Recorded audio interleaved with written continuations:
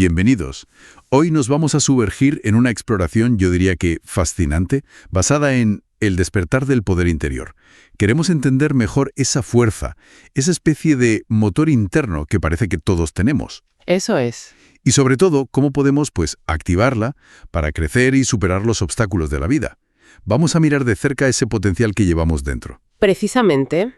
Y vamos a hacer un análisis profundo de las ideas psicológicas, también filosóficas, que hay detrás de todo esto. Usaremos el texto como una guía, claro. Perfecto. Para ver cómo la mentalidad, la autodisciplina, incluso las influencias de fuera, juegan un papel clave en sacar a la luz nuestro máximo potencial. Entendido. Pues vamos a ello.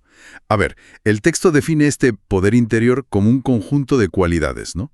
La confianza, la resiliencia, el tener un propósito, cosas que nos ayudan a navegar la vida. Sí. Y desde la psicología, esto se conecta con conceptos como la autoeficacia, la inteligencia emocional. Y es importante, creo, destacar que no es algo fijo, estático. No, para nada. Sino que es dinámico, algo que podemos cultivar, ¿verdad?, con esfuerzo consciente. Exacto. Y eso es lo interesante. ¿Cómo la psicología respalda esta idea? Se menciona, por ejemplo, la autoeficacia de Albert Bandura.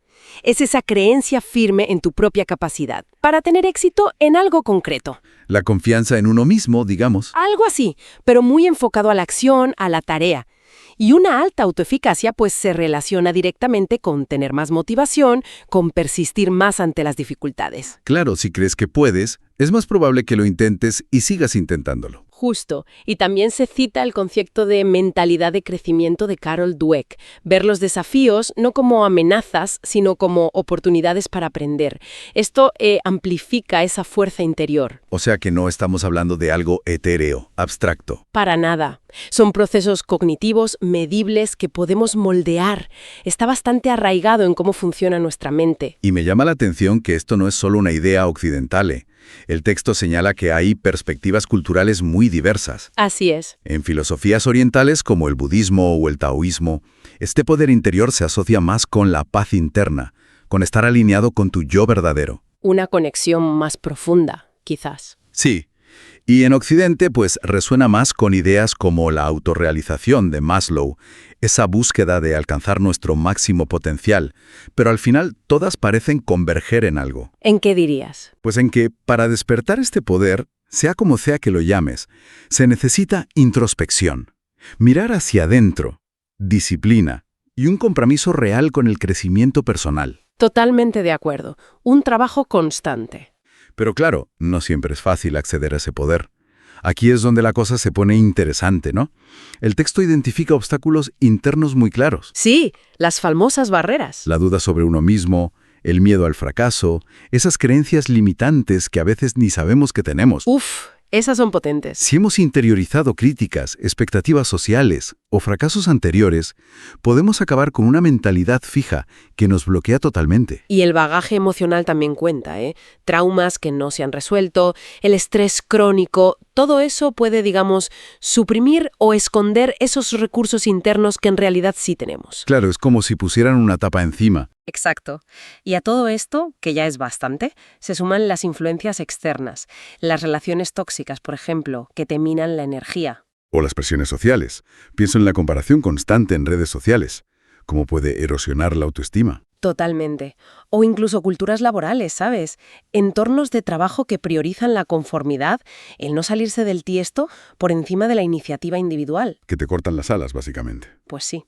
Y si conectamos todo esto, vemos cómo esos factores externos muchas veces refuerzan las dudas internas que ya teníamos. Se crea un círculo vicioso. Un ciclo que mantiene ese potencial como dormido, latente. Eso es, atrapado. Entonces, frente a todo esto, ¿cómo rompemos ese ciclo? ¿Qué estrategias propone el texto para empezar a despertar ese poder? Pues propone varias cosas concretas y bastante prácticas, la verdad. La primera y fundamental es cultivar la autoconciencia. Conocerte a ti mismo, ¿no? El clásico. El clásico, pero es que es la base. Prácticas como la meditación mindfulness. Hay estudios, de hecho se cita uno en el Journal of Positive Psychology, que confirman que mejora la autoconciencia y la regulación emocional. Interesante. ¿Y qué más? Pues escribir un diario, dedicar tiempo a la reflexión. Se trata de identificar tus fortalezas, sí, pero también tus debilidades, tus valores fundamentales. ¿Qué es lo que de verdad te importa? Y supongo que la clave es luego alinear tus acciones con eso que descubres, con tu yo auténtico. Justo ahí está el kit de la cuestión. Y otra estrategia clave que menciona es abrazar esa mentalidad de crecimiento de la que hablábamos antes. Volvemos a Dweck. Volvemos a Dweck, porque es crucial. Implica reformular los fracasos, no verlos como un punto final, sino como aprendizaje, y los desafíos como oportunidades. ¿Y cómo se hace eso en la práctica? Porque suena bien, pero... Pues con pasos pequeños, fijar metas incrementales que puedas ir consiguiendo poco a poco, buscar feedback constructivo, gente que te diga las cosas para mejorar, no para hundirte. Y celebrar las pequeñas victorias, ¿no? Reconocer el progreso. Fundamental. El ejemplo que da el texto es el de mejorar la habilidad de hablar en público. No te lanzas de golpe a dar una conferencia, empiezas en entornos de bajo riesgo, con amigos, en grupos pequeños, y vas construyendo confianza progresivamente, vas tirando. Tiene sentido.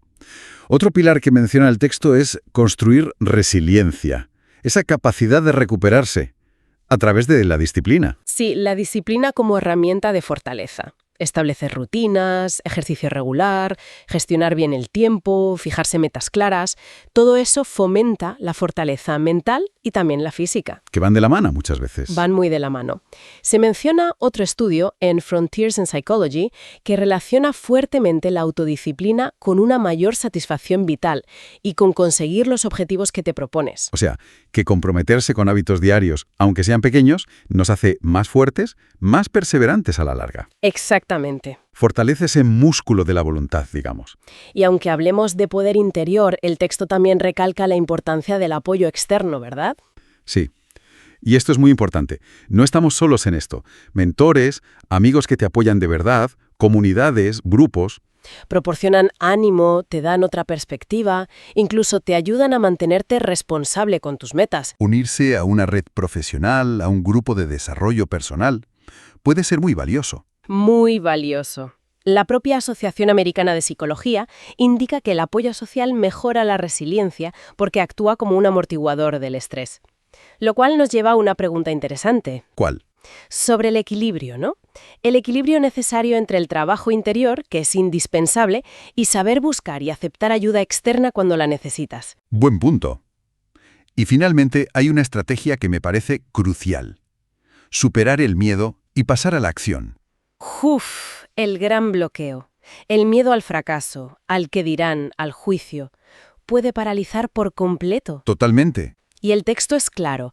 Para despertar el poder interior hay que confrontar esos miedos, mirarlos de frente y actuar con decisión, a pesar de ellos. Salir de la zona de confort, que se dice mucho, pero es que es eso. Es eso, buscar una nueva trayectoria profesional, si la actual no te llena. Abordar un conflicto que tienes pendiente. La propia acción, aunque sea pequeña al principio, genera impulso. Te da energía para seguir. Y refuerzo la autoeficacia, esa creencia en que puedes. Como decía Emerson, una cita que aparece en el texto, haz aquello que temes y la muerte del miedo es segura. Potente. ¿Y cuál es el resultado de todo este esfuerzo, de este viaje? ¿Qué pasa cuando alguien conecta con esa fuerza intrínseca? Pues el resultado es un crecimiento personal profundo, muy significativo. Las personas que lo logran suelen reportar mayores niveles de satisfacción con su vida. Sienten que tienen un propósito más claro, un mayor bienestar emocional. ¿Hay datos sobre esto, no? Sí, se menciona un estudio de 2019 en Personality and Individual Differences que encontró que las personas con alta autoeficacia tienen más probabilidades de perseguir metas que consideran significativas, que les importan de verdad. Y el impacto, imagino, no se queda solo en lo personal. No, para nada. A menudo, estas personas se convierten en catalizadores de cambio en sus comunidades, en sus entornos. Al encarnar ellos mismos la resiliencia, la empatía, el propósito, inspiran a otros. Dan ejemplo. Dan ejemplo, sí. Figuras históricas como Nelson Mandela o líderes más modernos como Malala Yousafzai son ejemplos de cómo esa fuerza interior puede impulsar un progreso social enorme. Su empoderamiento personal se convierte en una base para un impacto colectivo. Irradia.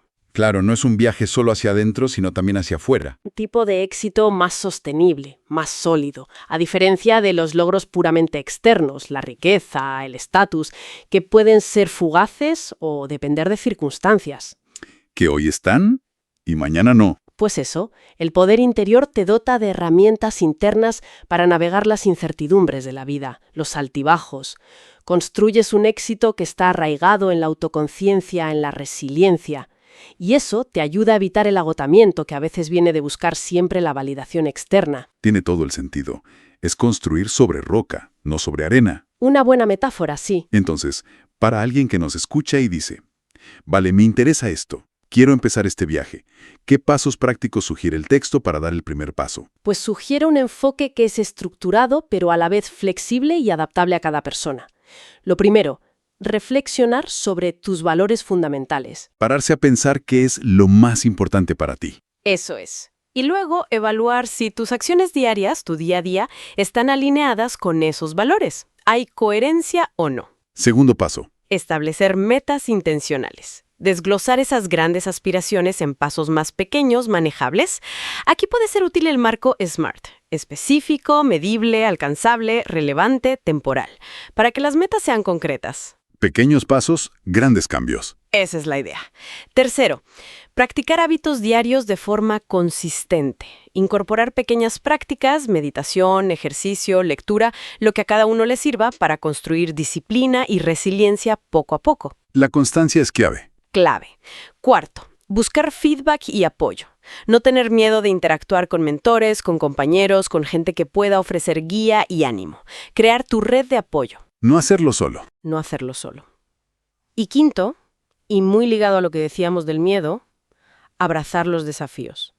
Cambiar el chip y ver los obstáculos no como muros, sino como oportunidades para crecer. Atreverse a tomar riesgos calculados para construir confianza. Salir de la zona de confort, una vez más. Una y otra vez, sí. Es un proceso continuo. Pues, en resumen, me llevo la idea de que despertar el poder interior es un viaje, un proceso transformador que requiere coraje, autoconciencia y un esfuerzo persistente. Sí, no es un interruptor de luz. No. Hemos visto cómo, al comprender sus fundamentos, identificar y superar las barreras y adoptar estas estrategias prácticas que comentabas, se puede desbloquear un potencial enorme. Un potencial que todos llevamos dentro. Y que no solo fomenta el crecimiento y la plenitud individual, sino que también nos capacita para contribuir de forma significativa a nuestro entorno, a la sociedad, totalmente. Y para dejar una reflexión final, quizás podríamos recordar esa cita de Lao Tzu que aparece en el texto. Dominar a otros es fortaleza, dominarse a sí mismo es el verdadero poder. ¿Una cita potente para cerrar? Sí, y quizás la pregunta que cada uno podría hacerse es, ¿qué pequeño paso, por mínimo que sea, podría dar hoy mismo para empezar a conectar con esa fuerza interior y comenzar a cultivarla? Una excelente pregunta para la reflexión. Un primer movimiento. Thanks for joining us. If you enjoyed this episode, please subscribe, like, and share with your friends.